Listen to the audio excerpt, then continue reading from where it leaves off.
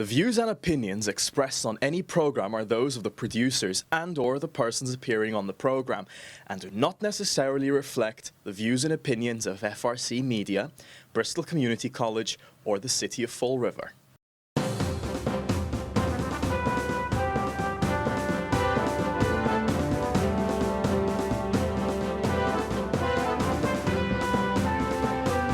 Well, hello. Welcome to Spindle City Straight Talk. I'm Chip. And I'm CJ. And it is Wednesday in the Riv, and Captain COVID virus will give us our daily report, our daily report on the show. Well, there was 1,464 cases of COVID-19 in Fall River yesterday, and there were 2 new fatalities, bringing the total to 69. Now, that kind of differed because the mayor's report said we're up 15 cases, bringing it to 1,464. Unfortunately, we were notified of 2 new fatalities, now at 67. I think he missed, just got some misinformation there. But according to the public health, it's 69. Bristol County has 7,728 cases. Massachusetts has 103,889. Big question that people keep asking is how many have been tested. That's true because we're not really getting those numbers for Fall River. The city council did get some of those numbers last night, though, so it's very interesting. While we're speaking about the city council, yesterday, my citizens input in the city council meeting had some mistake in the information. After a lengthy discussion with the mayor, he assured me that no familial relationship exists with any principal or individual involved in the Adams House project. I have been reminded that I should have contacted the mayor directly to confirm the statement. I had received 3 reliable sources provide me with that information. I regret any misinformation that may have been conveyed. That's my statement. That's my retraction. Well, I mean, if you confirmed it with 3 reliable sources, I guess they're going to have to be slid over to the unreliable, which they are now. Yes. Category, and so I mean, I think that it's proper. We always try to give accurate information. It's good that you corrected yourself, but I mean, I can't really throw a big snowball because it wasn't just an allegation you heard from a third party. You had 3 confirmations of the thing. So exactly. You would have to, unfortunately, you would have to consider that fairly accurate information when you didn't just reconfirm it once. You actually reconfirmed it again. But that's the problem. We have a lot of people who consider stuff that isn't accurate, and they'll swear up and down it's accurate. So, but that's the only way you can do it. I mean, when you deal with people like we do, we get a lot of information from a lot of people, but there are certain people whose information we can take and figure it's pretty accurate, but we always try to follow up on it. But you had 3 sources, but there may not be a familial link, but there is a political link. Right. And the mayor actually asked me, did I mean family? And I said no. The only thing I was told was familial. It may not be family in the physiological realm, but they are political family because the individual involved in this and one of the finances of this project and the person who is running the project are all political players, and they are political players who have had a close relationship with the mayor. With many mayors. Let's not just stop there. And this mayor. So again, the patronage train and the political favor train rolls on, and I'm not picking on. I'm just stating something I've been stating on this show for 8 years.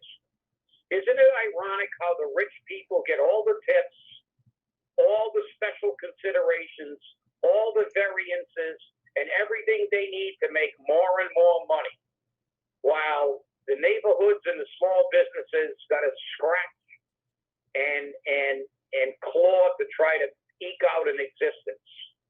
Well, what was frankly, that frankly bothers me. Well, what bothered me yesterday? What bothered me yesterday was the fact that when the Adams House project came up, they voted to send it to corporate counsel to provide information on whether or not it was indeed spot zoning under 40D, I guess, is what it is. Now, when this came up before, Linda Pereira shot it down. She insisted that the Lincoln School would be spot zoning, and that was governed under 40D. And Kathy Ann Rivera said very clearly, no, we can do this, we can do this, we can do this. And they in turn did do it with a naysay from Linda. But now, because it's somebody else and it's a different administration, Linda's all for it. So you can see how the political players keep flipping on each side of the road. And I saw that last night also in the ordinance committee meeting when on the water fee and the water rates, they voted 2-2 on approving them.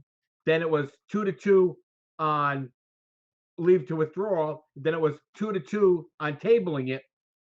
And it really surprised me. Now, I expected that from Sean Kadim, but I thought that Trot Lee would have voted either to table it or to grant it a leave to withdraw. But he voted no on both of those.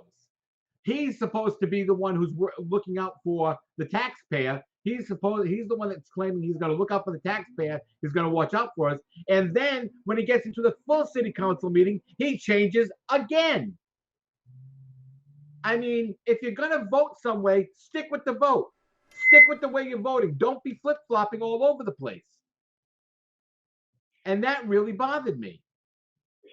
Well, I mean, look, the city council always bothers me because they go on ad nauseum about something. They protest how it's not the right thing to do. Then ultimately they approve it after hours of debate, and then they flip and but the great but we have to do it. But the boat's already bought. But the damage has been done. The windows are in. But this, but that, and it's up to the people. This is why CAG is going to resurrect. We're going to look for people to run for the council who are going to represent the people, who are going to truly represent the taxpayer.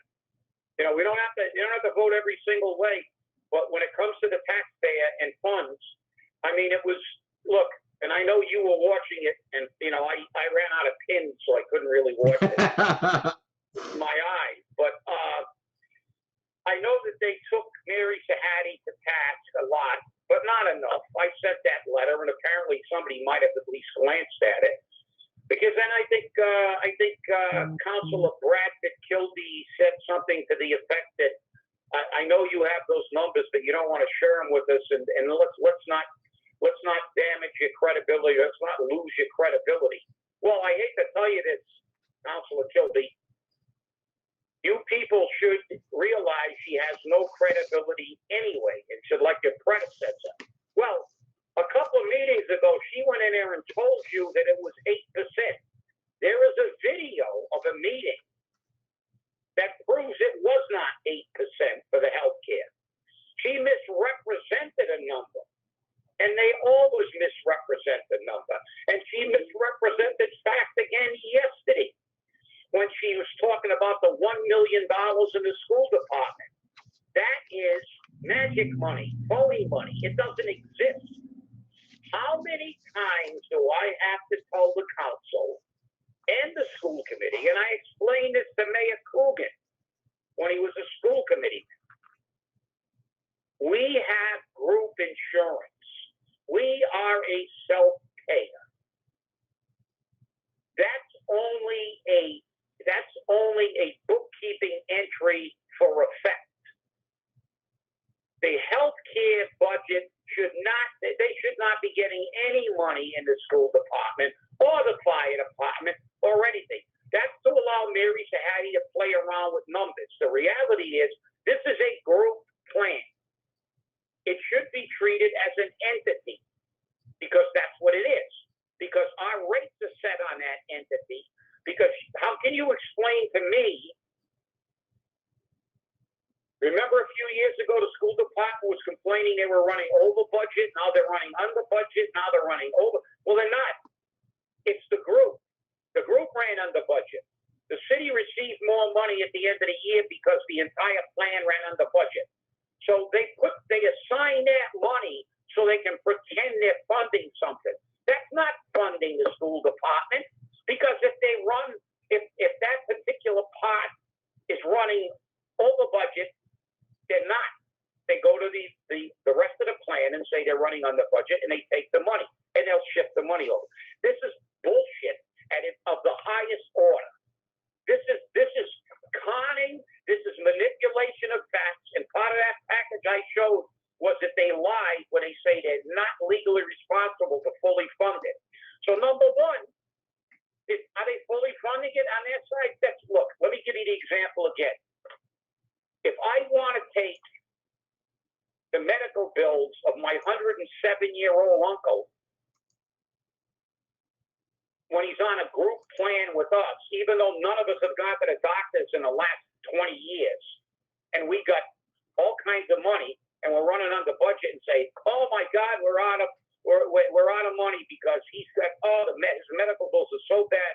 Well, his medical bills are supplemented by us.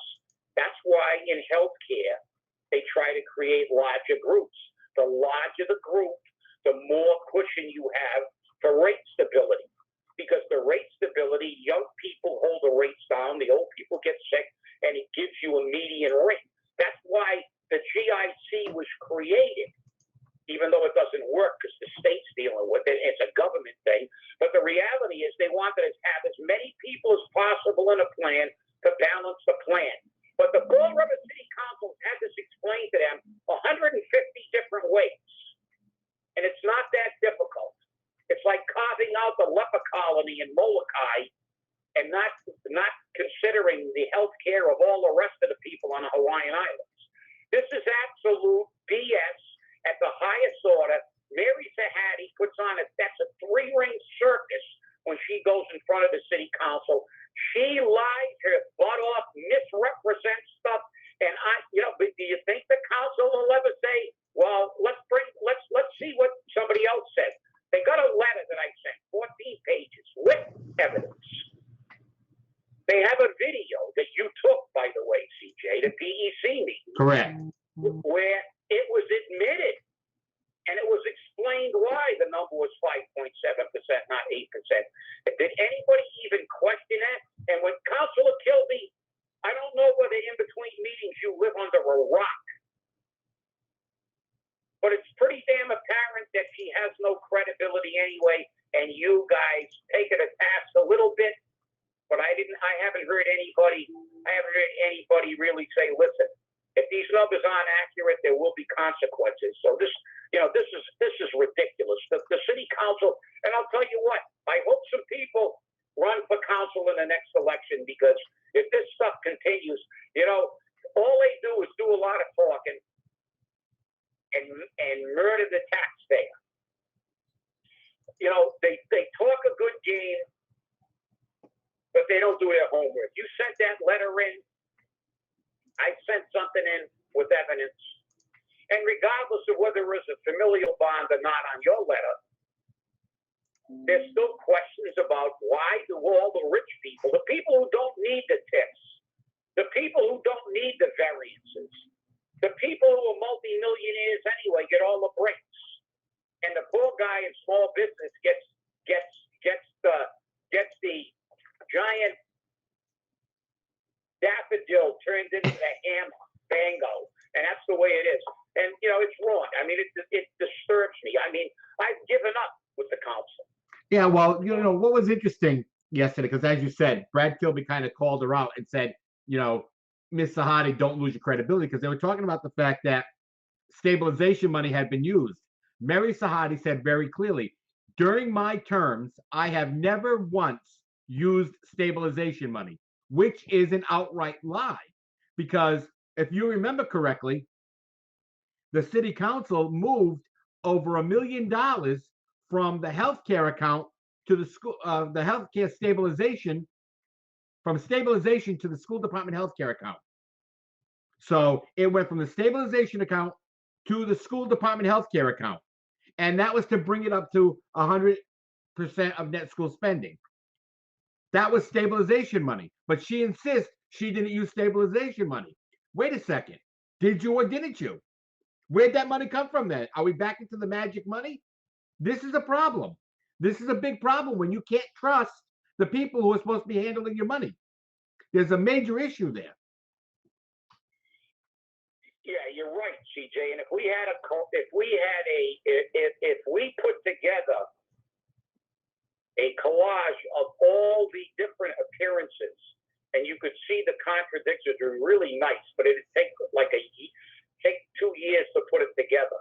If we put all the misrepresentations of fact, all the times they've been exposed for lying, and how many discussions have we had about the stabilization fund? Why do we have it if we're not going to stabilize something? So, and then she says, we've never used it. Well, why do you have it? So it's absurd. It's ludicrous. It's like when Kathy went up there with her sitting beside her and said that the money that we got in 91 was us paying down our trust fund because we had too much money in it, when it was not. It was the city giving us our money back that they had stolen under the guise of it was a mistake. We put your money in our account and forgot it was yours. But the fact is, I went up there right after that and at the next council meeting, and I had it minute by minute, and I told them that it was not fact. There's an arbitration to prove it. That we had all the proof, and what happened? She walked up after I got done, never uttered a word because she had just been exposed as an absolute. It was an absolute fabrication, and not one councilor said, by the way, Ms. Viveris, the characterization you made at the last meeting has just been said it was wrong. Was Mr. Camara correct? No, nobody said a word. It's the Terry Sullivan mantra. Keep your mouth shut, keep your head down, it'll go away. Well, it didn't even last 15 seconds. Right. When I walked out of the well and she walked into the well, not one question about the misrepresentation of fact to the city council from the city council. So shame on them. They don't deserve to sit in those seats. All they are is alligator mouths attached to canary butts.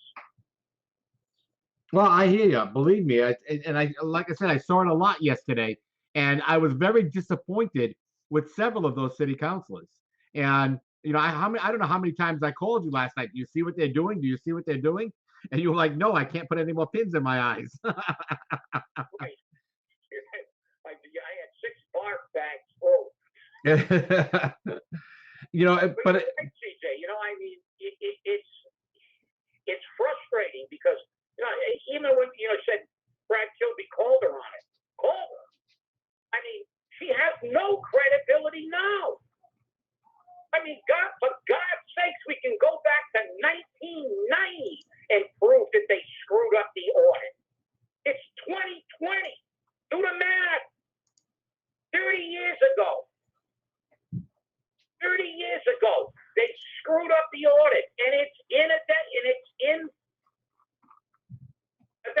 the deposition.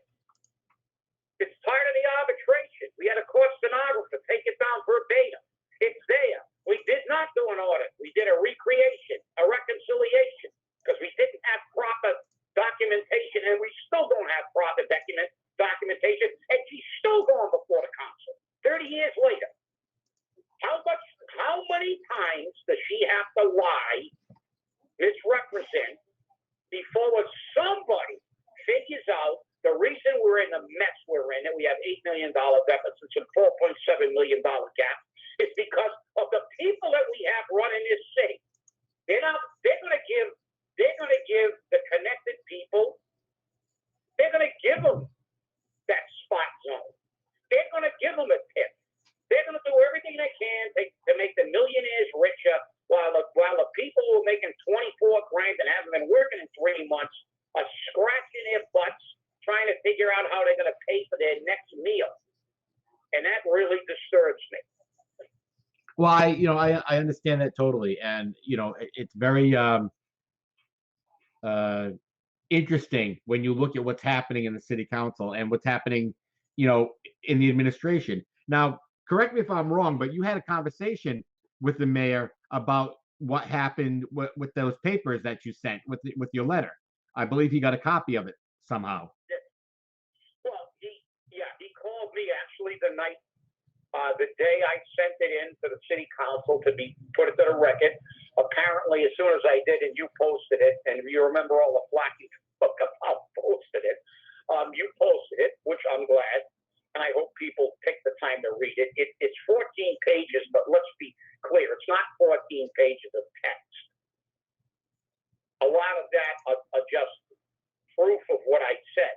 The $27 million that was saved from the Canadian drug plan, I sent a sheet which showed year by year how much money we saved for a total of $27 million. When I said that the city garnered $8.394 million the first year they changed the healthcare plan, and they shifted that $8.394 to the employees. They didn't save it on healthcare. They took it. They gave the employees and retirees another pay cut.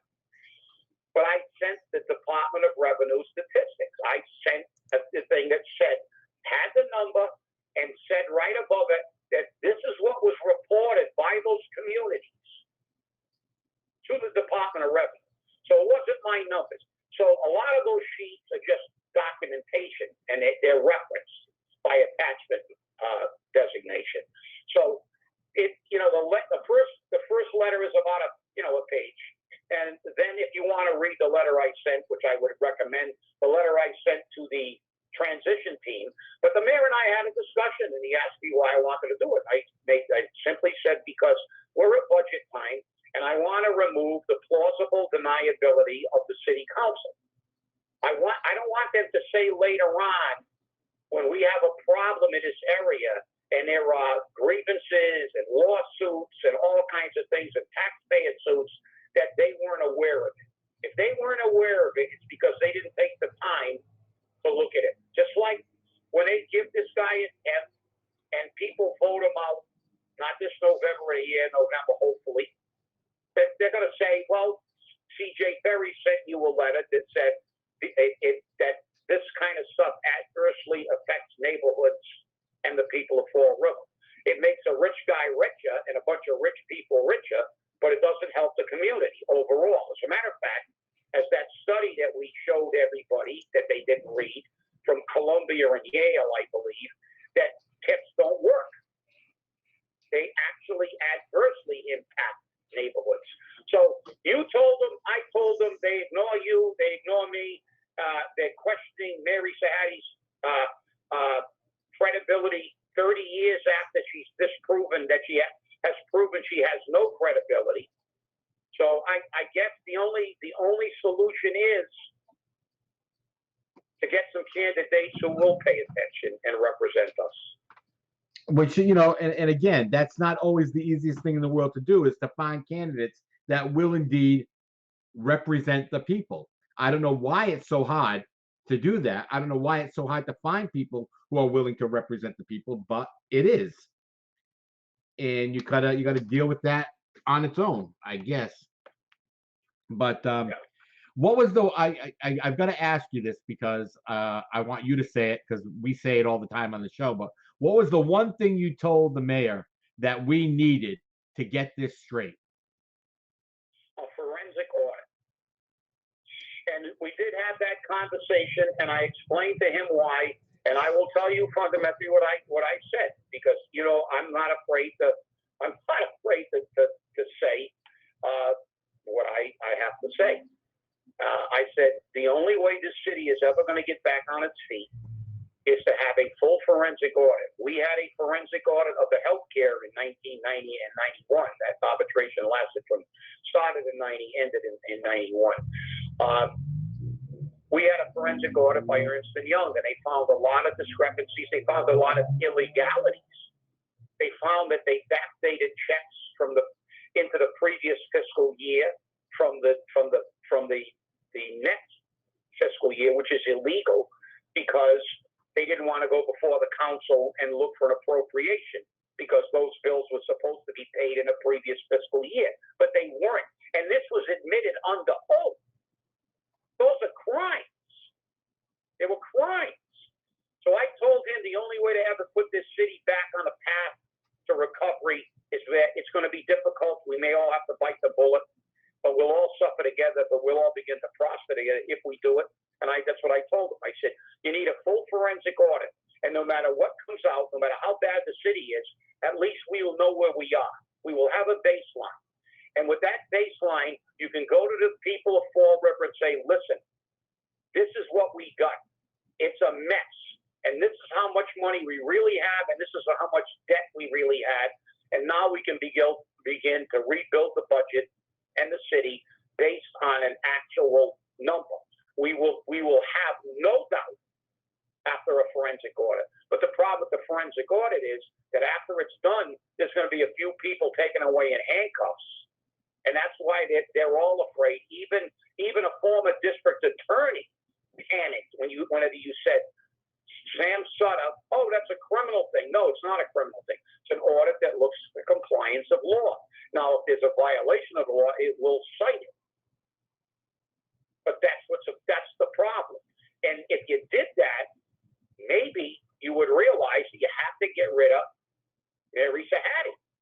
She's been violating the law and acted unethically ever since she's been involved in the city. The statute, Chapter 32B, 3A, I believe, requires an annual audit. It doesn't say an annual reconciliation. It doesn't say an annual, make up the numbers. And the fact is that they didn't do it. So I question the legality of what they did. They're not in compliance with the statute. The statute doesn't tell them. It says you have to have an audit, not a recreation or a reconciliation. And they testified under oath. That's what they've done. And also, she has a fiduciary responsibility to tell the truth and invest the money properly. Yet she went in front of the council only a couple of meetings ago and said that the healthcare costs she came up with 8% when she knew that was an absolute lie. Absolute lie. So you've had the same people in place whose only job is to figure out how to get more money, which is always the same, taxes and fees, while no control of spending, no oversight. They couldn't tell you what happened with the 22 windows. I'm still waiting from 2016 for the $44,000 that they took. They can't track anything because the books are still as screwed up in 2020 as they were in 1990 when Ernst & Young was auditing them. That's a shame. That's true. And the mayor was told clearly the only chance we have is a forensic audit. So he doesn't have any plausible deniability because he was told. Yeah, well, and that's a shame. If you haven't seen last night's city council meeting, I highly suggest you watch it because they were talking about 10% pay cuts from the union. They were talking about, going to a 112 budget, which Sean Kadim was adamantly against, and they voted to send it back to the mayor so he can present a level funded budget for the city. So we're going to see what happens with that because they only got a couple of weeks to do it. Hey, everyone, I want to thank you for watching. I want you to remember we're here trying to do what's right for you, and we want you to stay angry and stay informed. Stay safe, everybody.